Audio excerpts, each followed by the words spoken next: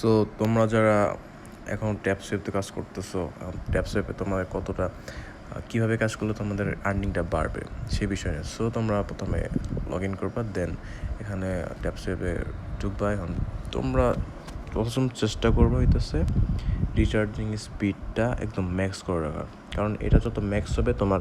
আর অবশ্যই কিন্তু ট্যাপ বোর্ডটা ইউজ করতে হবে। ট্যাপ বোর্ডটা ইউজ করলে কিন্তু তুমি যখন অফলাইন থাকবো তখন কিন্তু অটোমেটিক এটা ট্যাপ মানে কয়েন কালেক্ট করতে থাকবে। যেমন আমার যেটা ফুল হয়েছে, এখন ট্যাপ বোর্ডটা একাই কালেক্ট করতেছে। সো রিচার্জিং স্পিডটা ম্যাক্স করতে হবে মাস্ট। তুমি যা অন্য যা না করো, রিচার্জিং স্পিডটা মাস্ট ম্যাক্স করতে হবে।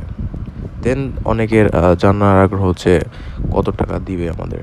এটার জন্য আমি গ্যালারিতে যাচ্ছি। দেন এখানে তোমরা দেখতে পাচ্ছ ট্যাপসোয়েপ 1 মিলিয়ন ট্যাপসোয়েপে দিবে $17।